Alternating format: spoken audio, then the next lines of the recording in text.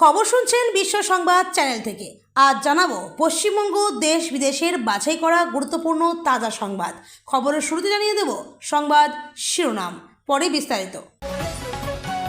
মমতা জামানার দুর্নীতির আজ কফিন খুলবেন মুখ্যমন্ত্রী। শুভেন্দুর আস্তিনে কি লুকোনো আছে? 2.5 লক্ষ কোটির দুর্নীতি, তৃণমূল জামানায় দুর্নীতির এভারেস্ট। অতীন ঘোষের মেয়ের বিরুদ্ধেও এবার পুলিশে অভিযোগ। বিধাননগর উত্তর থানায় ফরওয়ার্ড হলো মামলা। আমার দাদা কিন্তু বিজেপির নেতা, মমতার মামলায় শুনানির আগে জানিয়ে দিলেন বিচারপতি। কল্যাণ বললেন, সমস্যা নেই। ভবানীপুরের ফলকে চ্যালেঞ্জ মমতার, বড় নির্দেশ হাইকোর্টের। কি জানিয়ে দিল আদালত? দিন দুপুরে ঘুটঘুটে অন্ধকার, লণ্ডভণ্ড কলকাতা, জারি কমলা সতর্কতা। তৃণমূলে গৃহদাহের মাঝেই বিদেশ যাওয়ার অনুমতি চেয়ে কলকাতা হাইকোর্টে অভিষেক। ক্ষমতায় আর ফিরবেন না মমতা, শুভেন্দুর হুঙ্কারে তোলপাড় বিধানসভা। ভবানীপুরে ভোটের ফলাফলকে চ্যালেঞ্জ মমতার, ইভিএম, ভিভিপ্যাট, সিসিটিভি ফুটেজ সংরক্ষণের নির্দেশ দিল হাইকোর্ট। বাংলায় প্রথম বিজেপি সরকারের পূর্ণাঙ্গ বাজেট, কারা সবচেয়ে বেশি লাভবান হলেন? বিধায়কের নেতৃত্বে চলল বুলডোজার। বাঁকুড়ায় খালি করা হলো স্কুলের জমি, তৃণমূলের মদতে দখল করার অভিযোগ। ভোটার তালিকা থেকে নাম বাদ গেলে কি বন্ধ হবে রেশন? বড় মন্তব্য সুপ্রিম কোর্টের। 15 বছরেও পারলেন না, 1.5 মাসে করে দেখালো বিজেপি। কি বললেন কুণাল? বিজিপিএস এর নামে 324 কোটি পাইয়ে দেওয়া হয়েছে। বিধানসভায় মমতার সই করা ফাইল দেখালেন মুখ্যমন্ত্রী। হাওড়ায় টিকিয়াপাড়ায় রেলের জমিতে বসবাস প্রায় 100টি পরিবারের, চলল বুলডোজার। বেআইনি ঝুপড়ি ভেঙে দিল রেল। সব হিসাব হবে, রেহাই নেই কারো। আরজিকর কাণ্ডে বিধানসভায় হুঙ্কার মুখ্যমন্ত্রীর, কেঁদে ফেললেন রত্না দেবনাথ। মাদ্রাসা ও সংখ্যালঘু শিক্ষা খাত, প্রথম বাজেটেই 60% কোপ রাজ্যের। সময় চেয়েছিলেন সিপিএম বিধায়ক, বিকেলেই তামান্নার মাকে নিয়ে শুভেন্দুর কাছে মীনাক্ষী। কি বললেন মুখ্যমন্ত্রী? কলকাতার মিড ডে মিলের দায়িত্বে এবার ইসকন, বড় ঘোষণা শুভেন্দু সরকারের। যারা পালাতে চান পালিয়ে যান, অনুপ্রবেশকারী তাড়াতে হুঙ্কার মুখ্যমন্ত্রীর, আশ্বাস প্রকৃত ভারতীয়দের। শওকত পুত্রের সোনার খনিতে হাত প্রশাসনের। মাতলা নদীর চরের বিলাসবহুল ক্যাফে বুলডোজারে গুড়িয়ে দেওয়া সময়ের অপেক্ষা। পরের 7 দিন বাংলা জুড়ে কেমন থাকবে আবহাওয়া? হাওয়া অফিসের লেটেস্ট আপডেট এভাবে ফাঁকা ফাঁকা নাম্বারিং করে সাজানো হলো। এতক্ষণ শুনছিলেন সংবাদ শিরোনাম, এখন আসছি বিস্তারিত খবরে।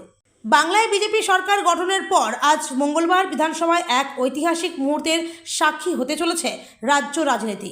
মুখ্যমন্ত্রী পদে অভিষেকের পর আজই প্রথমবার বিধানসভায় নিজের প্রশাসনিক দর্শন নিয়ে বিস্তারিত বক্তৃতা দিতে চলেছেন শুভেন্দু অধিকারী। নবান্নের 14 তলা সূত্রের দাবি, এই বক্তৃতায় স্রেফ সৌজন্য নয়, বরং মমতা বন্দ্যোপাধ্যায় জামানার 15 বছরের প্রাতিষ্ঠানিক দুর্নীতির কফিন খুলে একের পর এক গোপন নথি সামনে আনতে পারেন মুখ্যমন্ত্রী। এর আগে স্পিকার নির্বাচনের দিন বিধানসভায় শুভেন্দু অধিকারী বক্তৃতা দিলেও তা মূলত পরিষদীয় বিষয় আশয়ের মধ্যেই সীমাবদ্ধ ছিল। তখন তিনি সবেমাত্র মুখ্যমন্ত্রীর চেয়ারে বসেছেন, সবটা বুঝে ওঠার সময় পাননি। কিন্তু গত কয়েক সপ্তাহে নবান্নের অলিন্দে বিস্তর হোমওয়ার্ক সেরে ফেলেছেন নতুন মুখ্যমন্ত্রী। মমতা বন্দ্যোপাধ্যায়ের জামানার পুরনো ফাইল ঘাটাঘাটি করা, দপ্তর ধরে ধরে বিগত 15 বছরের হিসাব নিকাশের অডিট রিপোর্ট খতিয়ে দেখা এবং প্রাক্তন মুখ্যমন্ত্রীর বিবিধ ফাইলে দেওয়া অনুমোদন ও ফাইল নোটিং এখন শুভেন্দুর নখদর্পণে। আর সেই সব বিস্ফোরক তথ্য নিয়েই মঙ্গলবার বিকেলে বিধানসভায় বোমা ফাটাতে পারেন তিনি। জানিয়ে রাখা ভালো, মুখ্যমন্ত্রী শুভেন্দু অধিকারী যেহেতু মমতা বন্দ্যোপাধ্যায় জামানাতেও মন্ত্রী ছিলেন, তাই তৃণমূল ছাড়লেও সিনিয়র আইএএস ও পুলিশ কর্তাদের অনেকেই তার সঙ্গে যোগাযোগ রাখতেন। ফলে মমতা সরকারের কোথায় কোথায় অনিয়ম বা দুর্নীতি হচ্ছে তার কিছু ইঙ্গিত তার কাছে আগে থেকেই ছিল। তৃণমূল জামানায় 2.5 লক্ষ কোটির দুর্নীতি, তৃণমূল জামানায় দুর্নীতির এভারেস্ট। তৃণমূল আমলে হিসেব নেই কেন্দ্রের পাঠানো 2.5 লক্ষ কোটির। রাজ্যপালের নির্দেশ সত্ত্বেও পেশ হয়নি ক্যাগ রিপোর্ট। পালাবদলের বাংলায় ক্যাগ রিপোর্ট সামনে আনতে চলেছে শুভেন্দু অধিকারীর সরকার।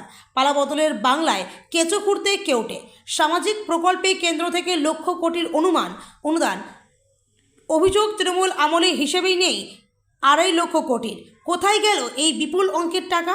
এবার বিধানসভায় গত 4 বছরের ক্যাগ রিপোর্ট পেশের তোড়জোড় শুরু করেছে বাংলার নবনির্বাচিত বিজেপি সরকার। এবার খুলছে সিএজি রিপোর্ট। প্রায় 2.5 লক্ষ কোটির কোনো হিসাব নেই। এই বিপুল পরিমাণ অর্থ তাহলে কোথায় গেল? এর আগে রাজ্যপাল সিবি আনন্দ বোসের তরফে 20 থেকে 21 থেকে 24-25 সালের রিপোর্ট পেশ করতে বলে রাজ্য সরকারকে। যদিও তৃণমূল সরকার সেই রিপোর্ট প্রকাশ করেনি। সাধারণত সিএজি রিপোর্ট যদি প্রকাশ না করা হলে মনে করা হয় কেন্দ্রের থেকে যে অর্থ রাজ্যকে দেওয়া হয়েছে সেই টাকা কি তবে নয়ছয় হয়েছে? দুর্নীতি ঢাকতেই ক্যাগে অনীহা। 2011 থেকে 2020 পর্যন্ত 2.29 লক্ষ কোটির কেন্দ্রীয় বরাদ্দ নিলেও জমা পড়েনি ইউটিলাইজেশন সার্টিফিকেট বা ইউসি। 2021-এ সর্বশেষ সিএজি রিপোর্ট রাজ্যের ইউটিলাইজেশন সার্টিফিকেট না জমায় শীর্ষে পঞ্চায়েত ও গ্রামোন্নয়ন দপ্তর। পঞ্চায়েত ও গ্রামোন্নয়নে হিসেব নেই 81,839 কোটির। দ্বিতীয় স্থানে স্কুল শিক্ষা দপ্তর। স্কুল শিক্ষায় হিসাব নেই 36,850 কোটির। পুর নগরোন্নয়নে হিসাব নেই 30,693 কোটির। এখানেই শেষ নয়, সর্বত্র দুর্নীতি। কেন্দ্রের আপৎকালীন তহবিলের টাকাও নয়ছয়ের অভিযোগ তৃণমূল সরকারের বিরুদ্ধে। আপৎকালীন তহবিলের টাকা তুললেও বিল জমা নয়। ডিলেটেড কন্টিনজেন্ট বা ডিসি বিল জমা পড়েনি। 2021-এ ক্যাগ রিপোর্ট অনুযায়ী জমা পড়েনি 11,321 বিল। এবার কলকাতা পৌরসভার প্রাক্তন ডেপুটি মেয়র অতীন ঘোষের বিরুদ্ধে জমি প্রতারণার একটি মামলা হলো। জানা গিয়েছে প্রগতি ময়দান থানা এলাকায় সেই জমিটি রয়েছে। পরবর্তী সময়ে এক ব্যক্তি তিনি প্রগতি ময়দান থানায় অভিযোগ করেন। সেই ঘটনায় বিধাননগর উত্তর থানায় ফরওয়ার্ড করা হয়েছে পুলিশের পক্ষ থেকে।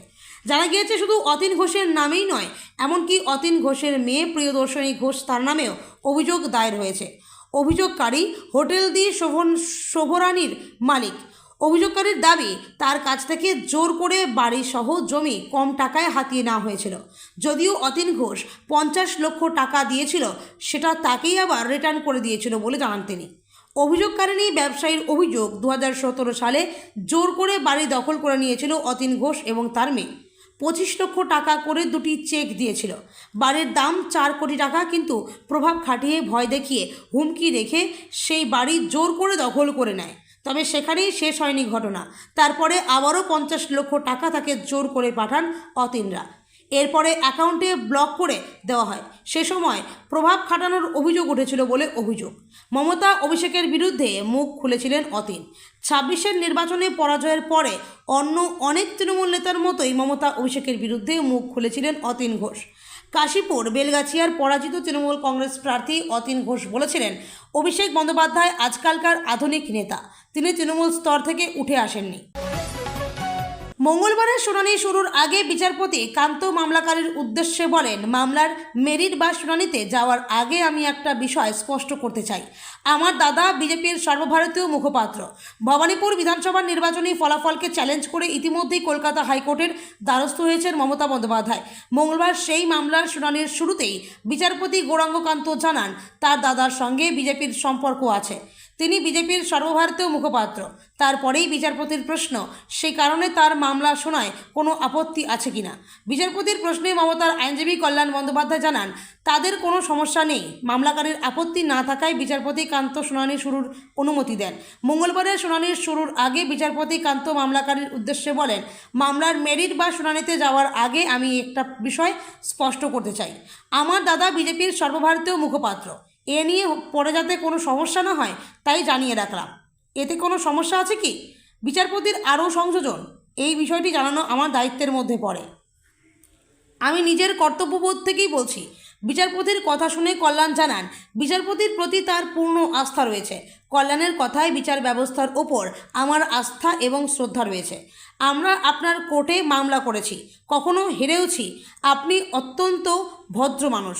এই পেশায় থেকে একজন বিচারপতির প্রতি অবিশ্বাস করা আমার জন্য বিপদের। কল্যাণের মন্তব্যের পর মামলা শুরুর কথা জানান বিচারপতি কান্ত। ভবানীপুরের ফলকে চ্যালেঞ্জ মমতার, বড় নির্দেশ হাইকোর্টের। কি জানিয়ে দিল আদালত? তিনি হারেননি, তাকে জোর করে হারানো হয়েছে।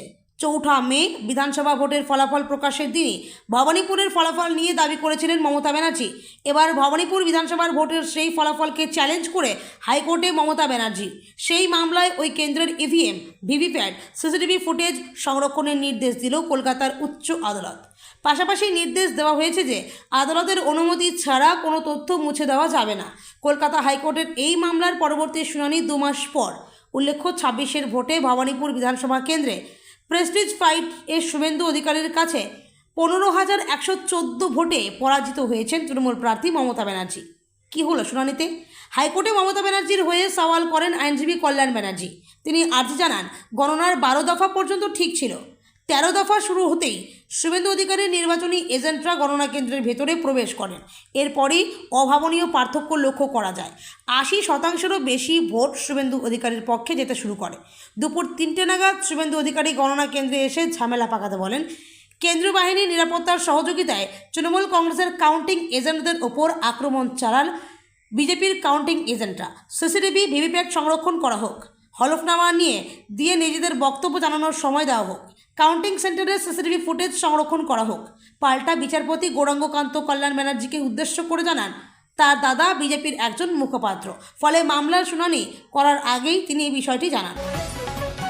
দিন দুপুরে ঘুটঘুটে অন্ধকার, লণ্ডভণ্ড কলকাতা, জারি কমলা সতর্কতা। কলকাতা ও দক্ষিণবঙ্গের বিস্তীর্ণ এলাকায় মঙ্গলবার দুপুরে ধেয়ে আসা প্রবল ঝড়, বজ্রপাত ও মুষলধারে বৃষ্টির জেরে জনজীবন বিপর্যস্ত হয়ে পড়েছে। ঘন্টা প্রতি 50 থেকে 60 কিলোমিটার বেগে বয়ে যাওয়া ঝোড়ো হাওয়ায় শহরের বিভিন্ন স্থানে গাছ উপড়ে পড়ে সেন্ট্রাল অ্যাভিনিউ সহ একাধিক এলাকায় তীব্র যানজটের সৃষ্টি হয়। এছাড়া ঝড়ের দাপটে অনেক জায়গায় ডিভাইডার উড়ে যায় এবং ভারী বর্ষণে নিচু এলাকা জলমগ্ন হয়ে পড়ে। পরিস্থিতি নিয়ন্ত্রণে দ্রুত মাঠে নামে পুলিশ ও বিপর্যয় মোকাবিলা বাহিনী। কলকাতা ছাড়াও উত্তর ও দক্ষিণ 24 পরগনা, হাওড়া, হুগলি এবং পূর্ব ও পশ্চিম মেদিনীপুরে অতি ভারী বৃষ্টির খবর পাওয়া গেছে, যা কাঁচা বাড়ি ও কৃষিজমির ক্ষতির আশঙ্কা তৈরি হয়েছে। বঙ্গোপসাগর থেকে আসা জলীয় বাষ্প ও নিম্নচাপ অক্ষরেখার প্রভাবে সৃষ্ট এই পরিস্থিতির জন্য আবহাওয়া পুলিশ কলকাতা ও পার্শ্ববর্তী জেলাগুলোতে কমলা সতর্কতা জারি করেছে। আগামী রাত পর্যন্ত এই দুর্যোগপূর্ণ আবহাওয়া বজায় থাকতে পারে জানিয়ে প্রশাসন সাধারণ মানুষকে নিরাপদ আশ্রয়ে থাকতে পরামর্শ দিয়েছে এবং মৎস্যজীবীদের সমুদ্রে যাওয়ার উপর নিষেধাজ্ঞা আরোপ করেছে। তৃণমূলের গৃহত্যাগের মাঝেই বিদেশ যাওয়ার অনুমতি চেয়ে কলকাতা হাইকোর্টের অভিষেক মমতা বন্দ্যোপাধ্যায়ের সাধের সংসার তৃণমূল ভেঙে খান খান। আসল তৃণমূল লাগে কালীঘাটের তৃণমূলের মধ্যে প্রতীক নিয়ে চলছে দড়ি টানটানি। এর মধ্যেই বিদেশ যেতে চেয়ে কলকাতা হাইকোর্টের দ্বারস্থ তৃণমূলের সর্বভারতীয় সাধারণ সম্পাদক অভিষেক বন্দ্যোপাধ্যায়। চোখের চিকিৎসার জন্য 1 সপ্তাহের জন্য বিদেশে যাওয়া প্রয়োজন, সেই বিষয়ে অনুমতি চেয়ে এদিন কলকাতা হাইকোর্টে আবেদন জানিয়েছেন তিনি। বিচারপতি সৌগত ভট্টাচার্যের এজলাসে এই আবেদন জানানো হয়েছে। 26-এর ভোটে ঘাসফুল শিবিরের ভরাডুবির পর থেকেই দল ভেঙে টুকরো টুকরো হয়ে গিয়েছে। অভিষেক বন্দ্যোপাধ্যায়ের বিরুদ্ধে বিদ্রোহ ঘোষণা করে বিধানসভায় নিজেদের সংখ্যাগরিষ্ঠতার প্রমাণ দিয়ে আসল বিরোধী দলের তকমা ছিনিয়ে নিতে সক্ষম হয়েছে ঋতব্রত বন্দ্যোপাধ্যায় নেতৃত্বাধীন তৃণমূল কংগ্রেস। গত কয়েক বছর আগে মুর্শিদাবাদে দলীয় কর্মসূচি থেকে ফেরার পথে ভয়াবহ দুর্ঘটনার কবলে পড়েন অভিষেক বন্দ্যোপাধ্যায়। ওই দুর্ঘটনায় চোখের নিচে গুরুতর আঘাত লাগে। এরপর থেকেই চোখের সমস্যায় ভুগছেন ডায়মন্ড হারবারের সাংসদ। প্রথমে দেশের একাধিক হাসপাতাল এবং পরে বিদেশে গিয়ে চোখের চিকিৎসা করান তিনি। যদিও রাজ্যে পালাবদলের পর বঙ্গে বদলেছে রাজনৈতিক পরিস্থিতি, একাধিক মামলায় নাম জড়িয়েছে অভিষেকের। বিধানসভায় সই কাণ্ড থেকে ভোট প্রচারে গিয়ে উস্কানিমূলক মন্তব্য, বর্তমানে সিআইডি রাডারে রয়েছে তিনি। যদিও কলকাতা হাইকোর্ট থেকে ইতিমধ্যে রক্ষা কবচ পেয়েছেন সাংসদ, তবে তার বিদেশ যাত্রার উপর রয়েছে কলকাতা হাইকোর্টের নিষেধাজ্ঞা। এহেন পরিস্থিতিতে এদিন ফের কলকাতা হাইকোর্টে আবেদন জানিয়েছেন অভিষেক বন্দ্যোপাধ্যায়। 1 সপ্তাহের জন্য নিষেধাজ্ঞা শিথিল করার আর্জি জানিয়েই বিচারপতি সৌগত ভট্টাচার্যের এজলাসে এই আবেদন জানিয়েছেন। এখন দেখার এই মামলায় আদালত অভিষেককে বিদেশ যাওয়ার অনুমতি দেয় কিনা। জানা গিয়েছে চলতি সপ্তাহে এই মামলার শুনানি হতে পারে। ক্ষমতায় আর ফিরবেন না মমতা, শুভেন্দুর হুঙ্কারে তোলপাড় বিধানসভা। মুখ্যমন্ত্রী হিসেবে বিধানসভায় নিজের প্রথম জবাবি ভাষণে প্রাক্তন মুখ্যমন্ত্রী মমতা বন্দ্যোপাধ্যায় তীব্র সমালোচনা করলেন শুভেন্দু অধিকারী। তিনি স্পষ্ট জানিয়েছেন তার সরকার বিরোধীদের গণতান্ত্রিক অধিকার প্রয়োগ বা রাজনৈতিক কর্মসূচিতে কোনো বাধা দেবে না। বিরোধী দল তৃণমূল কংগ্রেসকে কটাক্ষ করে মুখ্যমন্ত্রী বলেন, তারা চাইলে প্রতিদিন মিছিল করতে পারে, কিন্তু ভবিষ্যতে তারা আর ক্ষমতায় ফিরতে পারবে না। নিজের ভাষণে অতীতের তিক্ত অভিজ্ঞতার কথা তুলে ধরে শুভেন্দু অধিকারী অভিযোগ করেন যে বিরোধী দলনেতা থাকাকালীন তাকে পদে পদে বাধা দেওয়া হয়েছিল। তিনি জানান, তৃণমূল আমলে তাকে 5 বার বিধানসভা থেকে বহিষ্কার, 11.5 মাস সাসপেনশন এবং 102টি মামলার সম্মুখীন হতে হয়েছিল। সেই অভিজ্ঞতার প্রসঙ্গ টেনে তিনি জানান, রানী রাসমণি সরণিতে ধর্নায় বসার আবেদন জানালে তিনি নিজেই ওয়াই চ্যানেলে তার অনুমোদন দিয়েছেন। এদিকে দুর্নীতির প্রশ্নে নিজের সরকার কোনো আপোষ করবে না বলেও হুঁশিয়ারি দিয়েছেন মুখ্যমন্ত্রী। বিগত তৃণমূল সরকারের আমলে বিশ্ববঙ্গ বাণিজ্য সম্মেলন সহ বিভিন্ন খাতে কোটি কোটি টাকার দুর্নীতির অভিযোগ তোলেন তিনি। রাজনৈতিক বিশ্লেষকদের মতে বিরোধীদের গণতান্ত্রিক পরিসর ছেড়ে এবং একই সঙ্গে দুর্নীতির নথিপত্র সামনে এনে বিরোধী দলকে কোণঠাসা করার সুকৌশল অবস্থান নিয়েছেন মুখ্যমন্ত্রী, যা রাজ্যের আগামী দিনের রাজনৈতিক পরিস্থিতিকে আরও উত্তপ্ত করে তুলতে পারে। ভবানীপুরে ভোটের ফলাফলকে চ্যালেঞ্জ মমতার। ইভিএম, ভিভিপ্যাট, সিসিটিভি ফুটেজ সংরক্ষণের নির্দেশ দিল কলকাতা হাইকোর্ট। ভবানীপুরের ভোটের ফলাফলকে চ্যালেঞ্জ করে হাইকোর্টে মমতা বন্দ্যোপাধ্যায়। সেই মামলায় এবার সিসি ফুটেজ সংরক্ষণের নির্দেশ দিল আদালত। ইভিএম, ভিভিপ্যাট ও সিসি ফুটেজ সংরক্ষণের নির্দেশ হাইকোর্টের। আদালতের অনুমতি ছাড়া কোনো তথ্য মোছা যাবে না, নির্দেশ হাইকোর্টের। 2 মাস পর হাইকোর্টে মামলার পরবর্তী শুনানি। ভবানীপুরে মমতা বন্দ্যোপাধ্যায় 2026 সালের বিধানসভা নির্বাচনে ভবানীপুরে মমতার সঙ্গে সরাসরি লড়াই ছিল শুভেন্দু অধিকারীর। ভোটের ফল বেরোলে দেখা যায় শুভেন্দুর কাছে 15,114 ভোটে পরাজিত হয়েছেন মমতা। এরপর রাজ্যে পালাবদল ঘটে। রাজ্যের মুখ্যমন্ত্রী হন শুভেন্দু। ভবানীপুর আসনটিকে রেখে নন্দীগ্রাম ছেড়ে দেওয়ার ঘোষণা করেন তিনি। সেই ভবানীপুরের ভোটের ফলাফলকে চ্যালেঞ্জ জানিয়ে সম্প্রতি আদালতের দ্বারস্থ হন মমতা। ইলেকশন পিটিশন দায়ের করেন। গত 16 জুন হাইকোর্টে ইলেকশন পিটিশন দায়ের করেন মমতা।